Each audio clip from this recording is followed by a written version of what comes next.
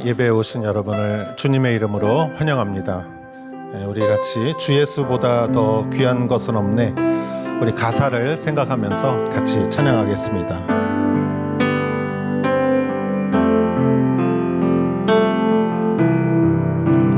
주 예수보다 더 귀한 것은 없네, 세상 부귀와 바꿀 수 없네. 영죽을 내 대신 돌아가신 그 놀라운 사랑 잊지 세상 즐거움 다 버리고 세상 자랑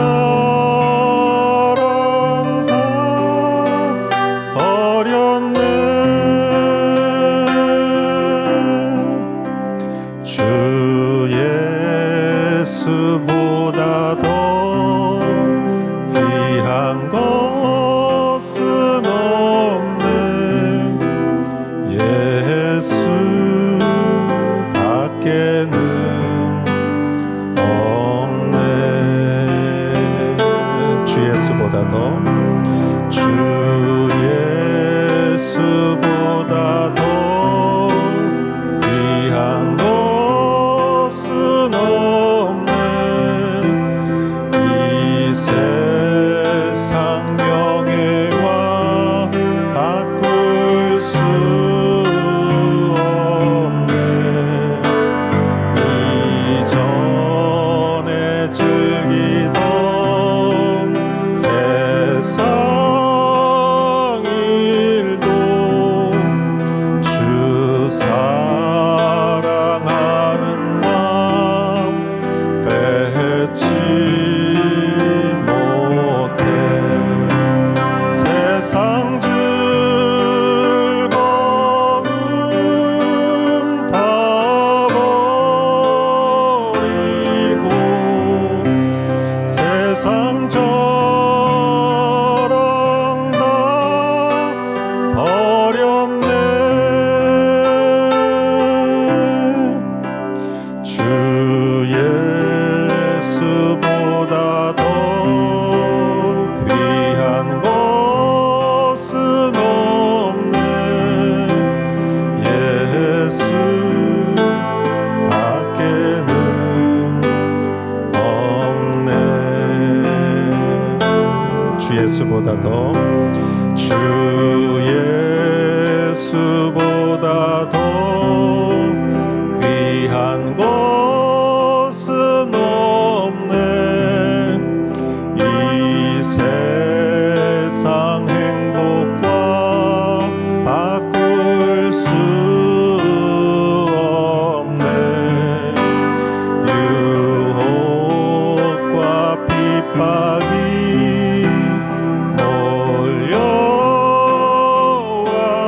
몰려와도 주 섬기는 내 마음 변치 않아. 세상 즐거움 다 버리고 세상 자랑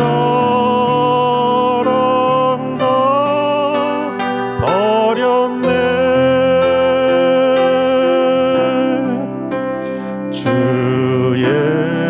예수보다 더 귀한 것은 없네, 예수 밖에는 없네. 오늘 설교 제목이 어린 양의 혼인잔치인데요, 그리스도가 신랑 되시고 우리가 신부되는, 교회가 신부되는 혼인잔치, 그래서 605장 오늘 모여 찬송함은 그리스도와의 결혼식을 생각하면서 같이 찬양하겠습니다.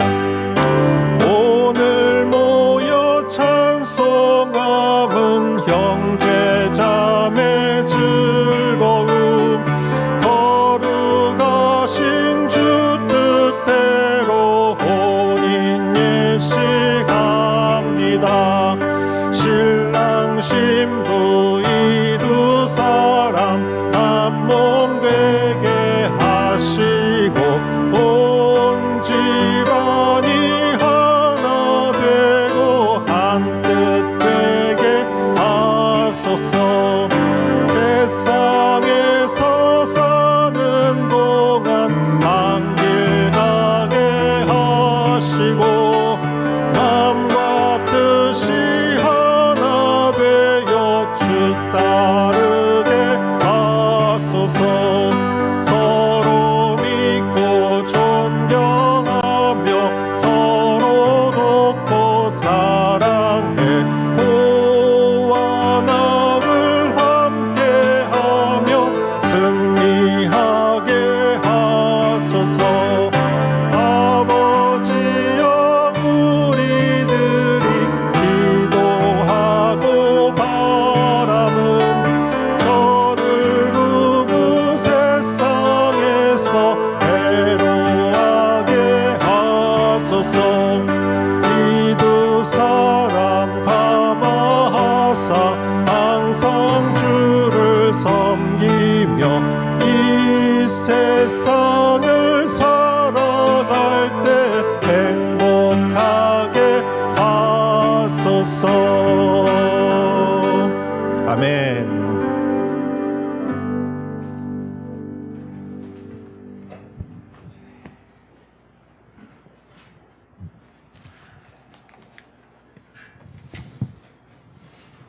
기도드리시겠습니다.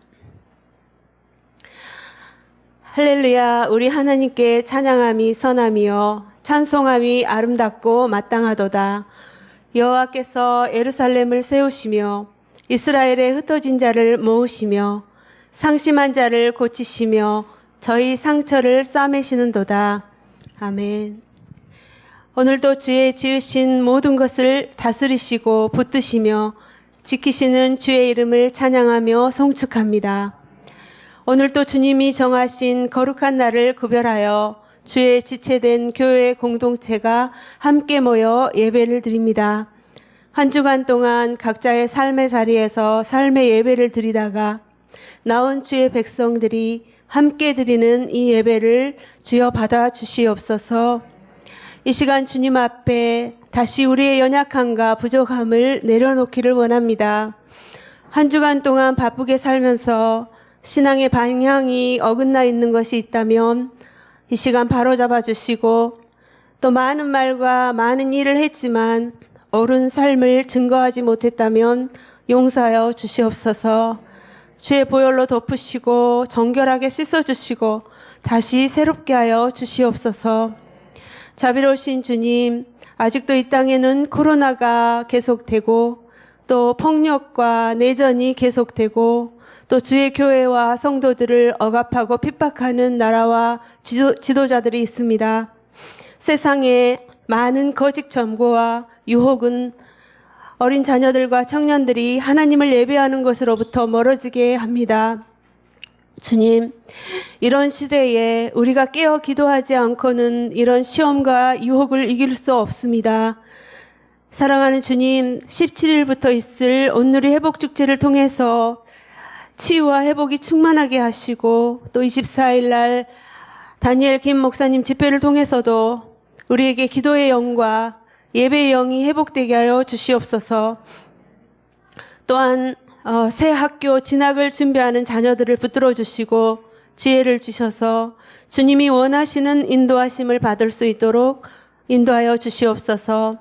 오늘 드려지는 이 모든 예배를 통하여 하나님만을 경외하고 그리스도를 따라가는 우리의 정체성이 회복되게 하여 주시고, 또 이 시간 주님과 다시 연합되는 시간이 되게 하여 주시옵소서. 오늘 하나님 말씀 전하시는 이영선 목사님에게 성령의 기름 부음을 충만하게 하시고 주의 말씀이 우리의 귀에 들리게 하시고 또 우리의 삶에서 드러나게 하시고 선한 영향력으로 흘러가게 하여 주시옵소서. 이 모든 예배를 주께 올려드리며 예수님 이름으로 기도합니다. 아멘.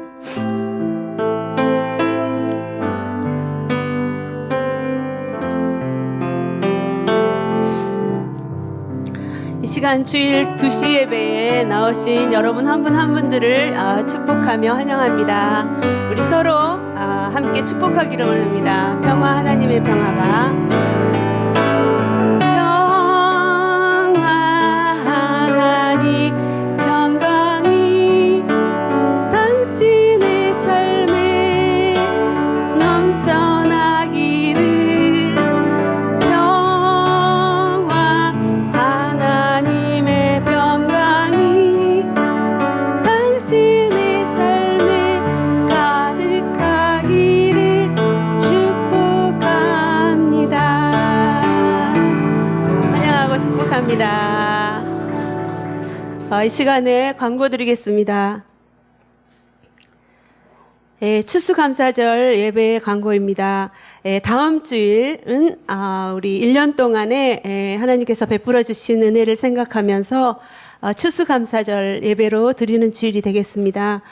그래서 우리가 또 추수감사절 1년 동안에 감사의 헌금을 드리지만 또 추수감사절 헌품을 드리기를 원하시는 분은 성인은 쌀 그리고 어린이들은 과일, 야채 등을 가져와서 드릴 수 있도록 협조해 주시기 바랍니다. 그다음에 온누리 회복 축제가 다음 주 17일부터 19일까지 오전 10시에서 12시 30분까지 있습니다. 팬데믹을 이기는 힘이라는 주제로 온라인으로 줌으로 열리게 되는데 저희 일본 비전 교회에서는 그 그룹 모임은 안 하게 되니까 하지 않게 되니까 12시에 마치게 됩니다. 그래서 일본어 통역도 있고 회비는 1,000엔입니다. 그래서 17일 수요 여성 예배는 쉬게 되고 또 수요일만 교회 참가자는 회비 무료이고 오전 10시부터 시작되는 것을 기억해 주시기 바랍니다. 그다음에 다니엘 김 목사님 수요 특별 집회가 있습니다. 24일 오전 11시 다니엘 김 목사님 주께 부르짖을지어다라는 제목으로 말씀 집회가 열립니다. 그래서 3층 교회 예배당과 교회 유튜브 채널에서 라이브로 함께 예배드릴 수 있습니다. 크리스마스 전도 콘서트가 있습니다. 12월 18일 토요일 저녁 7시 30분 후쿠하라 다카요시 가스펠 찬양 사역자를 초청한 크리스마스 콘서트가 열립니다. 주위의 분들과 또 전도 대상자들 기도하고 계시는 분들과 함께 참여해 주시기 바랍니다. 그리고 또 수요일날 이번 주 수요일날 오후 1시에 크리스마스 전도용 패키지를 만드는데 함께 섬겨주실 분들은 오후 1시까지 2층 카페로 와주시면 감사하겠습니다. 오늘 하나님께서 주신 말씀을 함께 봉독하겠습니다. 오늘 말씀은 요한계시록 19장 1절부터 10절 말씀 제가 봉독하겠습니다. 1절 12일 후에 나는 하늘에서 많은 무리들의 큰 함성 같은 것을 들었습니다. 그 큰 함성은 말했습니다. 할렐루야, 구원과 영광과 능력이 우리 하나님께 있습니다. 이는 그분의 심판이 참되고 공의로우시기 때문입니다. 그분은 음행으로 땅을 더럽힌 큰 창녀들을 심판하셨으며 그녀의 손에 묻어있는 그의 종들이 흘린 피의 억울함을 갚으셨기 때문입니다. 다시 그들이 외쳤습니다. 할렐루야, 그녀를 사르는 연기가 영원토록 올라갈 것입니다. 그때 24장로와 네 생물이 보좌에 앉으신 하나님께 엎드려 경배하며 외쳤습니다. 아멘, 할렐루야. 그러자 보좌에서 한 음성이 나서 말했습니다. 하나님의 모든 종들아, 큰 사람이든 작은 사람이든 하나님을 경외하는 사람들아, 우리 하나님을 찬양하라. 또 나는 많은 무리의 소리 같고 콸콸 쏟아지는 물소리 같고 강한 천둥 소리 같은 것을 들었습니다. 그 소리들은 외쳤습니다. 할렐루야, 전능하신 우리 주 하나님이 다스리신다. 기뻐하고 즐거워하며 하나님께 영광을 돌리자. 이는 어린 양의 결혼식이 이르렀고 그의 신부가 혼인 준비를 갖추었으며 그녀는 밝고 깨끗한 고운 삼배를 입을 것을 허락받았기 때문이다. 이 고운 삼배는 성도들의 의로운 행실들이다. 그러자 천사가 내게 말했습니다. 너는 어린 양의 결혼 잔치에 초대받은 사람들은 복이 있다고 기록하라. 또 그는 나에게 말했습니다. 이것은 하나님의 참된 말씀들이다. 이 말에 나는 천사의 발 앞에 엎드려 그에게 경배하려고 했습니다. 그러자 그가 내게 말했습니다. 그러지 마라. 나는 너와 및 예수의 증거를 가진 내 형제들과 함께 종된 자니 너는 하나님께 경배하여라. 예수의 증거는 예언의 영이기 때문이다.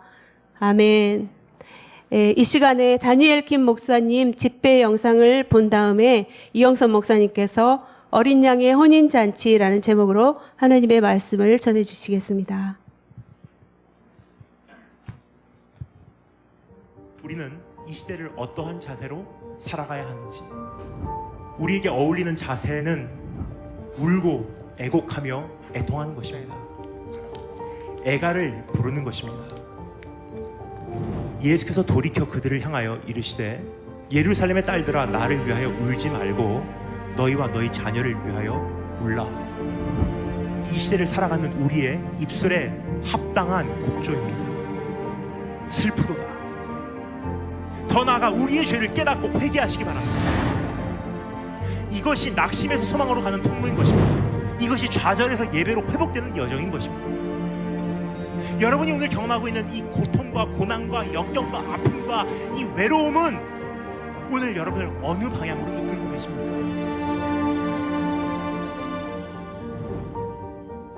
예레미야가 말합니다. 인생에 진짜 좋은 것을 얻는 방법을 가르쳐 줄게. 잠잠히 기다림이 좋도다. 주님께서 살아계시기에.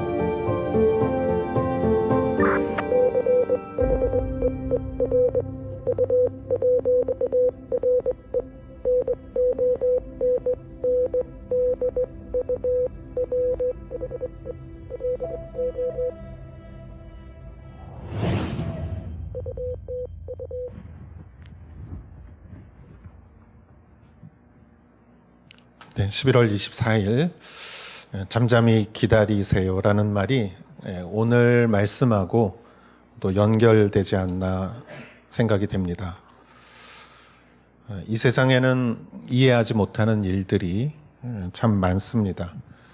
착한 사람이 고통을 겪고 죄 없는 사람이 불행해지고 어린아이와 여인들이 전쟁으로 인해서 고아가 되고 과부가 되고 그런 반면에 남을 괴롭히는 사람이 부자고 건강하고 악인이 형통하고 권력을 잡고 또 오래 사는 이런 세상의 이런 현상을 모순이라고도 하고 이율배반이라고도 하고 아이러니라고도 하지요.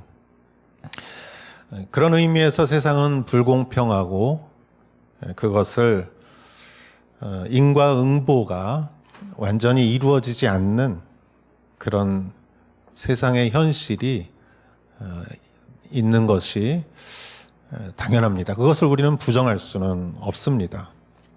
그러나 이것은 우리가 세상의 일부만을 보기 때문에 이렇게 보이는 것이라고 저는 생각합니다. 인간이 수명이 80년, 길어야 100년인데 우리가 100년을 보고 어떻게 모든 것을 판단할 수 있겠습니까? 그리고 우리가 보는 세상이라는 것은 우리 주변에 일어나는 일이지 온 세상에서 일어나는 일을 우리가 다 알 수 있는 것은 아니죠. 만일 우리가 태초부터 마지막 날까지 모두 그것을 살아서 그것을 다 본다면 우리 주변에 있는 일부뿐만이 아니라 온 세상에서 일어나는 모든 일을 우리가 안다면 아마 모순이나 이런 불공정은 이해가 되지 않을까 생각을 합니다. 그러나 우리는 우리의 사는 이 날 동안에 이 세상을 다 판단할 수가 없죠. 그러나 간접적으로 우리는 세상을 판단할 수가 있습니다. 그것은 요한계시록을 우리가 읽는 것이에요.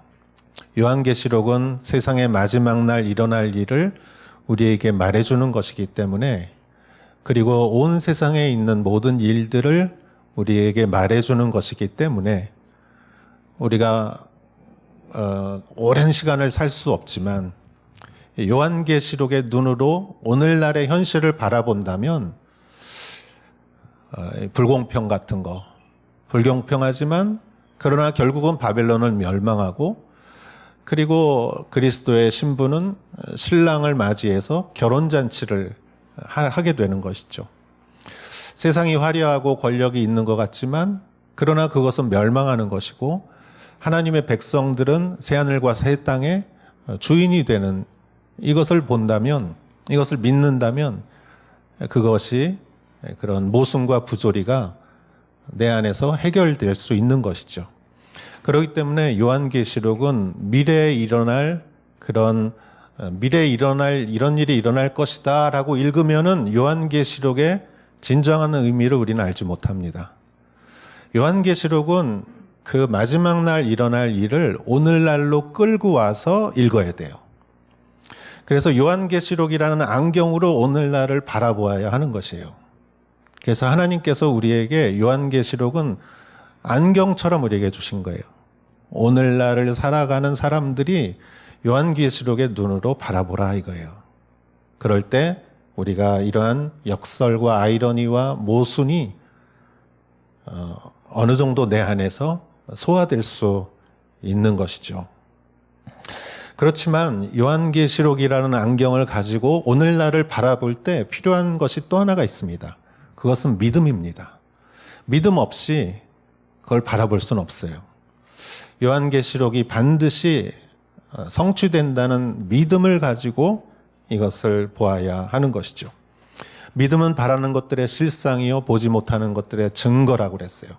그래서 요한계시록은 실상이고 증거라고 믿고 우리는 바라볼 때 우리는 이 세상의 모순과 부조리를 극복할 수 있고, 이 세상에 정말 이렇게 복잡한 세상 속에서 하나님의 거룩한 백성으로서 살아갈 수 있는 것이죠. 그런데 제가 오늘 또 한 가지 좀 여러분과 나누고 싶은 것은 요한계시록의 눈으로 이 땅을 바라보는 것뿐만이 아니라 그것이 나에게 어떠한 관계가 있는지를 또 깨달아야 한다고 생각합니다. 예를 들어서 내가 몇백 년 전에 미국 사회에서 태어난 피부가 검은 사람이라고 내가 생각을 해보세요. 나는 노예예요. 그런데 어느 날 링컨 대통령으로 인해서 노예 해방이 됐어요. 그래서 노예가 해방이 됐다면은 여러분, 그것이 해방됐다는 말은 들었지만 그것이 나에게 무슨 영향을 미치는 것이에요. 예를 들어서 내가 이제까지는 노예는 내가 집을 소유하지 못하고, 내가 결혼하지 못하고, 좋은 사람하고 결혼하지 못하고, 내가 취직하지 못했어요. 그냥 주인의 노예였어요. 소유였어요. 그런데 노예 해방이 되니까 내가 원하는 곳에 취직하고, 내가 원하는 사람과 결혼하고, 내가 이렇게 돈을 벌어서 집을 살 수 있다. 그러면은 노예 해방이라는 게 나에게 무슨 의미인지 내 피부에 와닿는 것이죠. 아, 노예 해방돼서 내가 정말 사람답게 살게 되었구나라고 느끼는 것이지, 그냥 해방됐다라는 소식만 들으면은 그게 나에게 무슨 의미인지 체감이 안 되는 것이죠. 마찬가지입니다. 요한계시록의 마지막 날 이러한 일이 공정과 이러한 세상에 하나님께서 모든 것을 공정하게 심판하신다는 것이 내 피부에 와닿기 위해서는 내가 그럼 그날 무엇을 하게 되느냐, 그것을 우리가 알아야 하는데, 오늘 말씀이 그것을 가르쳐주고 있습니다. 그것은 어린 양의 혼인잔치다 있다라는 것이에요. 어린 양의 혼인잔치다 그러면은 여러분 이단에서 잘 사용하는 단어예요. 그러나 여러분 이단이 사용하기 이전에 이미 2000년 전에 성경에 쓰여진 말씀입니다. 그래서 우리는 이 말씀을 폄훼해서는 안 되는 것이에요. 어린 양의 혼인잔치, 그것이 진정한 우리 개인의 소망이라는 것이에요. 즉 예수님이 신랑 되시고 교회가 신부 되는 것, 우리가 교회죠. 그렇기 때문에 예수님이 신랑 되시고 내가 신부 되는 어린 양의 혼인잔치가 천국에서 벌어지는데 그것이 우리의 인생의 궁극적인 소망이라는 것이죠. 그리고 오늘 성경은 그것에 대해서 말해주고 있습니다. 여러분 가운데 이 소망과 또 이 은혜가 함께 하시기를 주의 이름으로 축원합니다. 1절에서 3절 보겠습니다. 바벨론이 무너진 이후에 들리는 세 가지의 소리가 있는데 첫 번째 소리입니다. 1절에서 3절. 이 일 후에 나는 하늘에서 많은 무리들의 큰 함성 같은 것을 들었습니다. 그 큰 함성은 말했습니다. 할렐루야, 구원과 영광과 능력이 우리 하나님께 있습니다. 이는 그분의 심판이 참되고 공의로우시기 때문입니다. 그분은 음행으로 땅을 더럽힌 큰 창녀를 심판하셨으며 그녀의 손에 묻어있는 그의 종들이 흘린 피의 억울함을 갚으셨기 때문입니다. 다시 그들이 외쳤습니다. 할렐루야, 그녀를 사르는 연기가 영원토록 올라갈 것입니다. 아멘. 바벨론이 무너지고 나서 들리는 첫 번째 음성은 하늘에서 많은 무리들이 함성 같은 것을 들었는데 그 함성은 할렐루야 하면서 구원과 영광과 능력이 우리 하나님께 있습니다. 이렇게 고백하는 것이에요. 구원이 바벨론에 있는 줄 알았어요, 사람들은. 바벨론에서 무슨 구원이 있는 줄 알았고, 그리고 바벨론에서 영광이 있는 줄 알았어요. 바벨론이 너무 화려하니까 거기 영광이 있는 줄 알았어요.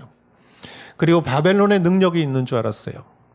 그 지식도 있고 권력과 금권과 그런 무력과 군사력과 정치력과, 그런데 바벨론이 무너져 버리니까 그게 아니구나. 진정한 영광과 능력과 구원은 하나님에게 있구나 하면서 외치는 함성이 들렸다라는 것이죠. 한 가지 옛날 얘기를 하겠습니다. 오래전에 있었던 1972년에 독일 뮌헨에서 올림픽이 열렸습니다. 독일은 전쟁 패전국이었고 전쟁 끝난 이후에 나라는 폐허가 되었지만 국민들이 나라를 새로 세웠고 새로운 정치와 새로운 경제와 문화와, 그래서 20년 후에 올림픽을 치를 수 있게 되었어요. 얼마나 감격스럽습니까? 잿더미 위에서 세운 나라. 전 세계의 선수들이 몰려오고 관계자들과 또 기자들과 사람들의 시선이 집중되는 그 축제의 뮌헨 올림픽에 로렌 커닝햄이라는 YWAM 영 젊은이들의 선교단체 지도자 목사님이 젊은이들을 데리고 뮌헨에 전도하러 갔어요. 거기서 온 세상의 사람들을 만날 수 있기 때문에 전도했지만 사람들의 반응이 차가웠습니다. 아니, 이렇게 좋은 축제에 구원과 죄라는 것이 사람들에게는 피부에 와닿지 않았어요. 그런데 여러분 잘 아시다시피 1972년에 어떤 사건이 있었습니까? 팔레스타인 쪽에서 블랙 september라는 테러 단체가 이스라엘 선수단 촌을 기습해서 선수들을 납치하고 그들을 죽였어요. 9명 이상이 희생됐습니다. 그리고 테러리스트들도 희생이 되고 체포되고 축제가 피바다가 돼버렸어요. 한순간에. 그 젊은이들, 올림픽에 나온 얼마나 건강한 젊은이들이 그 피를 흘리고 죽는 모습을 보면서 인간의 참혹한 죄인의 모습, 죄의 모습, 악의 모습, 그리고 한순간에 생명이 없어지는, 그럼 산다는 것이 무엇인가? 생명이란 무엇인가? 사람들이 그러한 마음을 갖기 시작했어요. 그때 로렌커님의 목사님과 젊은이들이 전도했을 때 많은 사람들이 예수님을 영접했다는 이야기를 책에서 읽었습니다. 결국 구원은 어디에 있습니까? 세상에 없는 것이죠. 구원은 하나님에게 있는 것이고 영광과 진정한 능력은 하나님에게 있는 것이죠. 여러분, 우리가 어렵고 힘든 일 당할 때 누가 나를 도와줄까? 한번 생각해 보십시오. 부모가 도와줄 수도 있고 친척과 친구와 전문가와 주변의 어떤 단체가 우리를 도와줄 수는 있겠죠. 그러나 정말 궁극적으로 우리를 누가 도와줄 수 있겠습니까? 다윗이 눈을 들어 하늘을 보았을 때, 산을 보았을 때 다윗을 도와주던 사람들이 오히려 처참하게 죽임을 당했을 때 다윗은 생각했어요. 나를 도와줄 사람은 누가 있을까? 아무리 생각해도 없어요. 오직 천지를 지으신 여호와께 있다.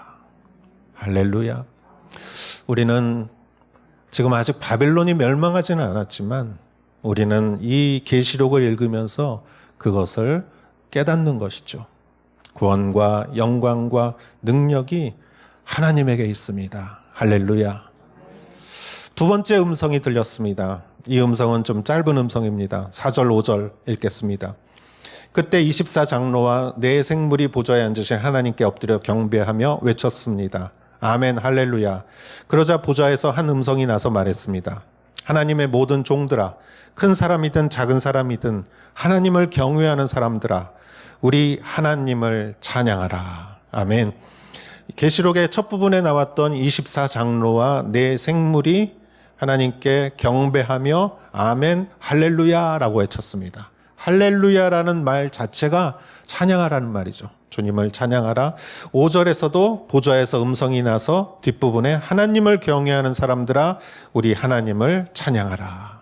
즉 하나님을 찬양하라. 바벨론은 멸망하고 우리는 하나님을 찬양하라. 여러분, 우리는 하나님을 찬양하는 사람들입니다. 여러분의 모든 호흡이 찬양이 되기를 원하고 우리의 기도와 우리의 삶 자체가 주님을 찬양하는 찬양이 되기를 주의 이름으로 축원합니다. 세 번째 음성은 가장 오늘 말씀 중에 중요한 음성입니다. 6절에서 8절을 읽겠습니다. 또 나는 많은 무리의 소리 같고 콸콸 쏟아지는 물소리 같고 강한 천둥 소리 같은 것을 들었습니다. 그 소리들은 외쳤습니다. 할렐루야, 전능하신 우리 주 하나님이 다스리신다.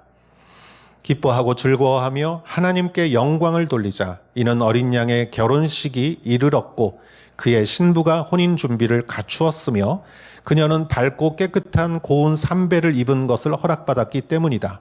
이 고운 삼배는 성도들의 의로운 행실들이다. 아멘. 세 번째, 많은 무리의 소리 같고 콸콸 쏟아지는 물소리 같고 천둥 소리 같은 소리가 뭐라고 말했느냐? 7절에 보면은 어린 양의 결혼식이 이르렀다. 그의 신부가 혼인 준비를 갖추었다. 이렇게 말하고 있어요. 어린 양의 결혼식이다. 어린 양의 혼인이다. 그래서 우리는 이 말씀을 이해하기 위해서는 이스라엘의 결혼 문화에 대해서 우리는 먼저 이해를 해야 합니다. 제가 여기에 대해서 설명을 드리겠습니다. 남녀가 정혼을 하는 것이 결혼의 시작입니다. 정혼식을 합니다.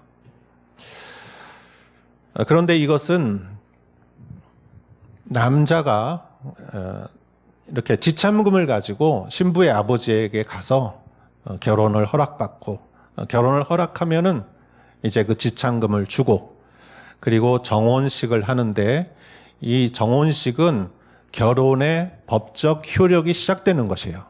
그래서 우리가 하는 결혼식과 똑같은 거예요.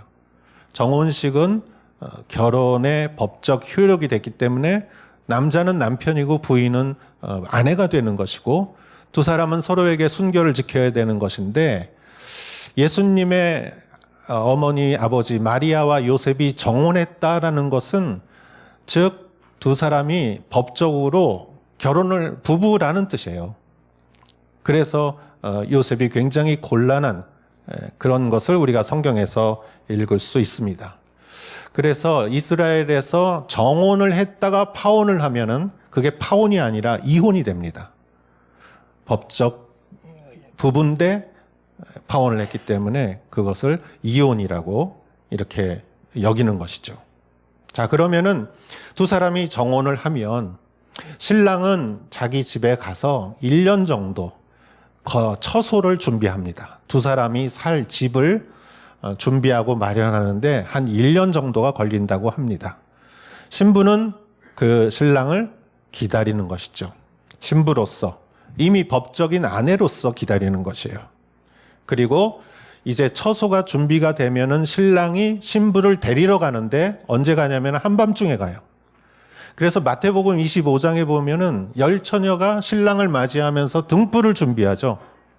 그거는 신랑이 한밤중에 오기 때문이에요. 그래서 신랑을 맞이하고, 그리고 신랑이 오면은 그때 하는 것이 바로 이 결혼 잔치예요. 지금 어린 양의 결혼식이라는 것은 결혼 잔치를 말하는 것이에요. 그래서 처소가 준비되었고 그 결혼 잔치를 7일 정도 한다고 합니다. 7일 정도 마을 사람과 친구들과 친척들이 다 모여서 그 마을에 아주 축제죠. 그렇게 결혼 잔치를 하고 이제 신랑은 신부를 데리고 그 자신이 마련한 처소로 가는 것이 결혼의 끝입니다. 그래서 이 결혼식을 우리는 예수님과 우리가 한번 대입을 해보도록 하겠습니다. 자, 예수님께서 우리의 지창금을 갖고 오신 것이 무엇이냐? 그것은 예수님의 피죠. 예수님의 피, 십자가가 예수님의 신랑 되신 예수님의 지참금이에요. 그리고 우리가 예수님을 복음을 듣고 예수님을 나의 주로 믿겠다고 우리가 고백했을 때 그게 정혼이 성립하는 거예요. 예수님을 믿습니다. 내 죄를 고백하고 예수님을 믿었을 때 그 핏값을 우리가 받고 내 죄가 용서되고 예수님을 신랑으로 맞이한 그것이 믿음이죠. 그것이 바로 정혼이에요. 그리고 예수님은 처소를 예비하기 위해서 가십니다. 그리고 그것은 제자들에게도 우리들에게도 동일한 것이에요. 예수님께서 처소를 마련하기 위하여 가실 때 이렇게 말씀하셨습니다. 요한복음 14장 2절. 내 아버지의 집에는 있을 곳이 많다. 그러나 그렇지 않았다면 너희에게 미리 말해 두었을 것이다. 나는 너희가 있을 곳을 마련하러 간다. 내가 가서 너희가 있을 곳을 마련하면 다시 와서 너희를 내게로 데려갈 것이다. 이것이 예수님이 다시 이제 신랑으로서 처소를 마련하고 데리러 오는 것이 예수님의 재림이죠. 우리는 예수님의 정혼식과 그리고 혼인 잔치 사이에 그 사이에 살고 있는 사람들이에요. 그리고 예수님께서 처소를 마련하기 위해서 가셨지만 남겨진 신부를 위해서 하나를 보내주셨어요. 그것이 바로 성령님입니다. 성령님을 우리에게 보내주셨죠. 자, 신랑이 처소를 준비하는 동안 신부가 해야 될 일은 무엇입니까? 정숙하게 기다리는 것이죠. 기다리는 것입니다. 그 기간에 여러분 바벨론은 예수님의 신부를 자기의 소유로 빼앗아 가려고 갖은 방법을 동원해서 그것을 빼앗으려고 합니다. 그래서 우상을 섬기게 하고 그리고 방해하고 권력과 쾌락과 음란과 거짓으로 바벨론은 그 교회를 예수님으로부터 뺏으려고 그래요. 2000년 전에 로마가 바벨론이었죠. 로마는 어떻게 했습니까? 황제를 신이라고, 그래서 황제를 모신 신전에 사람들을 데려가서 거기서 경배하고 예배하고 그리고 받는 표가 666표였어요. 그 표가 없으면 물건을 살 수도 없고 팔 수도 없었어요. 그 사회 시스템을 만들어 버렸어요. 그 사회에서는 살 수가 없어요. 그렇게 바벨론은 지독하게 예수님의 신부를 빼앗아 오려고 혈안이 되었던 것이죠. 그 가운데 박해와 고난과 순교 속에서도 교회는 믿음을 지켰습니다. 그게 8절에 나오는 것이죠. 그녀는 밝고 깨끗한 고운 삼배를 입을 것을 허락받았기 때문이다. 이 고운 삼배는 성도들의 의로운 행실들이다. 성도들이 믿음을 끝까지 지켰을 때 초대교회가 그 바벨론과 로마의 그 압박과 그 회유 속에서도 끝까지 믿음을 지켰을 때 의로운 행실이 고운 삼배를 세마포를 입을 수 있게 해주게 되는 것이죠. 자, 여러분, 신부의 살아가는 의미는 무엇입니까? 그렇다면 신부는 신랑을 기다리는 것이 사는 의미죠. 신랑을 만나는 것이 신부로서의 살아가는 인생의 의미입니다. 우리도 마찬가지예요. 우리가 살아가는 모든 인생의 의미는 신랑 대신 예수 그리스도를 만나는 데 있죠. 우리가 처음에 주 예수보다 더 귀한 것은 없네라고 찬양하지 않았습니까? 그 찬양이 바로 신랑 대신 예수 그리스도 이외에는 내가 소망을 두는 것이 없다는 그러한 뜻이죠. 그렇다면 여러분, 우리는 예수님만을 바라보고 우리는 살아가야 하는데 우리는 가끔 가다가 착각할 수가 있어요. 예수님이 아니라 예수님 옆에 있는 거. 물론 바벨론도 협박하고 회유하고 속이고 우리를 빼앗아 가려고 하지만 우리 안에도 예수님이 아니라 예수님 주변에 있는 것을 예수님으로 착각할 수가 있어요. 그것이 바로 9절과 10절입니다. 읽어보겠습니다. 그러자 천사가 내게 말했습니다. 너는 어린 양의 결혼잔치에 초대받은 사람들은 복이 있다고 기록하라. 또 그는 나에게 말했습니다. 이것은 하나님의 참된 말씀들이다. 이 말에 나는 천사의 발 앞에 엎드려 그에게 경배하려고 했습니다. 그러자 그가 내게 말했습니다. 그러지 마라. 나는 너와 및 예수의 증거를 가진 내 형제들과 함께 종된 자니 너는 하나님께 경배하여라. 예수의 증거는 예언의 영이기 때문이다. 아멘. 오늘 말씀 가운데 사실 9절과 10절이 제일 조금 이해하기 어려운 부분입니다. 자, 천사가 내게 말했다. 여기서 나라는 사람은 누굽니까? 이 요한계시록을 쓴 사도 요한이죠. 자, 사도 요한은 2000년 전에 초대교회의 수많은 박해와 핍박 속에서 교회를 이렇게 지켜낸 그런 마지막 사도예요. 다른 다 예수님의 제자들은 젊어서 다 순교했어요. 그러나 나이가 많이 들어서까지 이렇게 요한은 그 편지를 쓰면서 요한계시록을 쓰면서 그 박해받는 초대교회들을 위로하는 사람이었어요. 여러분, 천사가 요한에게 말했습니다. 어린 양의 결혼잔치에 초대받은 사람들은 복이 있다고 기록해라, 적어라. 이때 사도 요한은 얼마나 감격했을까요? 여러분, 우리 교회에서 요한의 시점으로 많은 교회의 동료들이 핍박받고 순교하고 정말 울부짖고 괴로워하는 가운데 이 어린 양의 혼인잔치, 바벨론은 멸망할 것이요 여러분들은 어린 양의 혼인잔치의 주인공이 될 것입니다라고 기록을 하려고 생각하니까 너무 감격스러운 거예요. 기쁘고. 그리고 천사는 또 이렇게 말합니다. 이것은 하나님의 참된 말씀들이다. 천사가 한 번 더 확인해 주는 거예요. 하나님의 말씀은 1.1획 틀림이 없다. 완전하며 하나님은 말씀으로 천지를 창조하셨다. 빛이 있으라 했을 때 빛이 있었고 하나님의 말씀은 그대로 실현되는 것이고 하나님의 말씀은 참되고 진실된 말씀이다. 그러니까 이 사도 요한이 너무 감격스러워서 여기서 실수를 합니다. 10절에 이 말에 나는 천사의 발 앞에 엎드려 그에게 경배하려고 했습니다. 여러분, 천사가 해주는 말이 너무나 기쁘고 감격스러워서 천사가 하나님으로 보인 거예요. 그래서 경배하려고 하니까 천사가 이렇게 말합니다.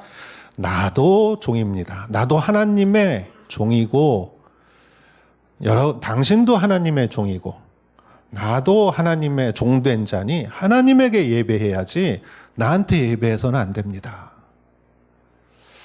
여러분, 저는 이 말씀을 보면서 이런 생각을 해봤어요. 우리가 예수님을 믿는다는 것이 정말 명확한 것은 박해가 있을 때예요. 여러분, 북한의 지하교회, 북한의 지하교회라고 해서 정말 지하실에서 모이는 게 지하교회가 아니라 몰래 모이는 것이, 몰래 믿는 것을 지하교회라고 합니다.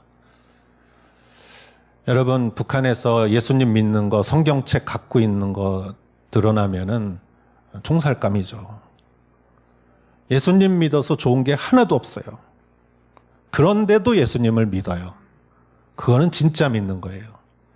아프가니스탄에서 예수님 믿는 거는 진짜 믿는 거예요. 북한에서 예수님 믿는 것도 마찬가지고. 그런데 예수님 믿어서 좋은 게 많다면 내가 교회 와서 친구도 만나고 봉사도 하고 사역도 하고 존경도 받고 이게 다 좋은 겁니다. 이것 자체가 나쁜 건 아니에요. 그러나 우리가 그것이 신랑이라고 착각할 수가 있어요. 여러분, 우리는 때로는 인간관계나 봉사하다가 좀 마음에 안 맞으면은 믿음까지 그냥 포기해서 버릴 수가 있어요. 예수님 신랑까지 포기해버린다는 거예요. 그래서 우리는 초점을 잘 맞춰야 합니다. 오직 예수님. 그렇게 우리가 하지 않으면은 천사한테 절할 수 있다 이거예요. 천사에게 경배할 수 있다. 그러면서 천사가 해주는 한마디가 있습니다. 이 말이 맨 마지막에 나오는 말이에요. 예수의 증거는 예언의 영이기 때문입니다. 이 말은 저는 이렇게 생각합니다. 예수님을 증거해 주는 것은 예언의 영이다, 성령이다. 성령으로 예수님을 볼 수 있다. 그렇습니다. 여러분, 우리는 성령으로 봐야 성경이 보여요. 성령으로 예배 드려야 진정한 예배가 드려지고, 성령으로 찬양할 때 우리의 영이 정말 맑아지고 우리의 찬양이 더 깊어지는 거예요. 그래서 우리는 실수할 수 있지만 주님께서 성령을 보내주셔서 예수를 증거하게 하셨다. 그래서 우리는 초점을 예수님에게 맞춰야 돼요. 여러분, 돋보기로 초점을 잘 맞추면은 태양빛으로 종이까지 태울 수 있어요. 초점이 안 맞으면은 안 돼요. 그런데 돋보기로 초점만 맞추면은 태양빛으로 종이까지 태워요. 즉, 우리는 예수 그리스도에게 초점을 맞춰야 한다는 것이죠. 우리는 누굽니까? 교회입니다. 교회는 무엇입니까? 그리스도의 신부인 것이죠. 우리가 살아가는 의미는 무엇입니까? 신랑을 기다리는 거예요.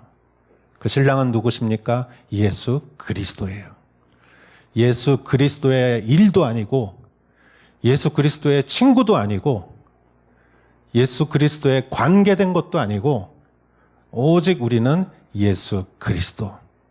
그것을 바라볼 수 있는 것은 성령으로 예수 그리스도를 바라볼 수 있는 것이지요. 할렐루야.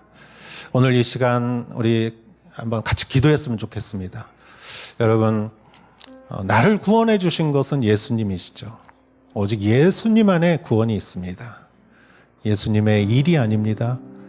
예수님의 사역도 아니고 예수님의 관계된 것도 아니고, 주님, 내가 그리스도만을 바라보게 하시고 내가 정말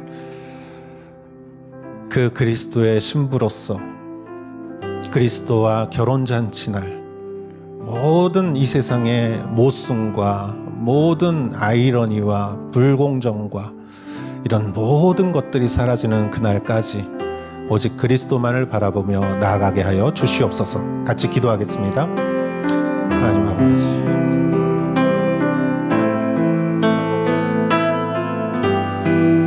주의 아버지 하나님 감사합니다. 아버지 하나님, 하나님 예수 그리스도만 주옵소서. 주의 아버지, 사랑의 하나님 감사합니다.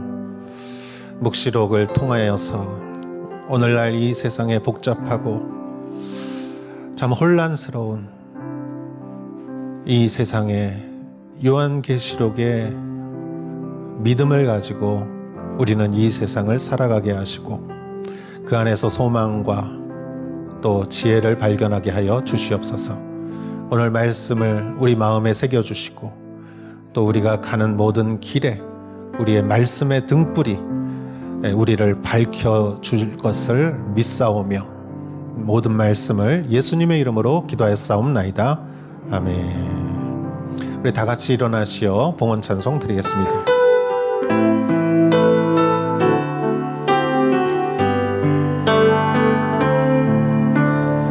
힘으로 되지 않고 능력으로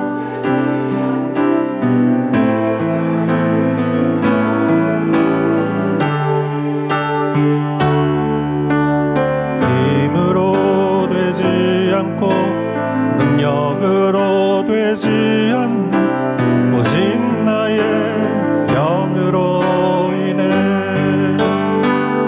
오직 주의 성령으로 인해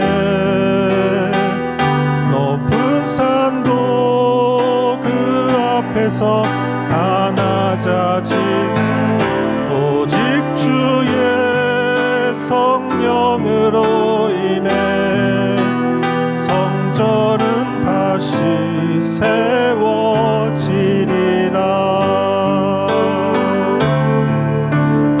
힘으로 되지 않고 능력으로 되지 않는 오직 나의 영으로 인해 힘으로 되지 않고 능력으로 되지 않는 오직 나의 영으로 인해 오직 주의 성령으로 인해 높은 산도 그 앞에서 다 낮아지네 오직 주의 성령으로 인해 성전은 다시 세워지리라.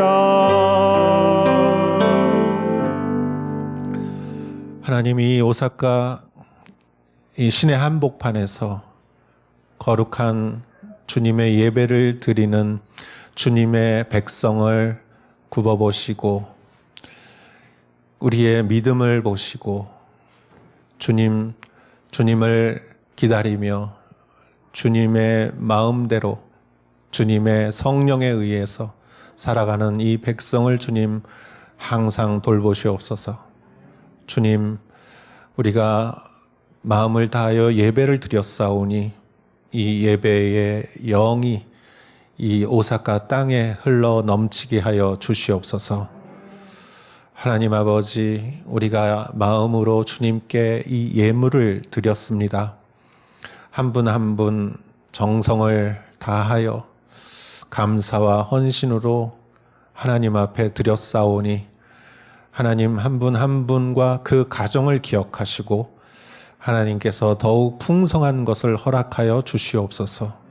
우리가 구한 것도 구하지 못한 것도 하나님께서 풍성하게 하시고 무슨 일을 하든지 형통하게 하시고 우리를 항상 건강하게 하시고 하나님 날씨가 추워지는 가운데에서도 한 사람 한 사람의 건강과 특히 새롭게 진학하는 그 자녀들에게도 하나님께서 함께하여 주실 것을 믿고 바라며 이제는 우리 주 예수 그리스도의 은혜와 하나님의 사랑과 성령의 인도하심이 어린 양 혼인 잔치를 기다리며 믿음으로 살아가는 사랑하는 성도님들 한 분 한 분 머리 위에 이제로부터 영원토록 함께 하실지어다.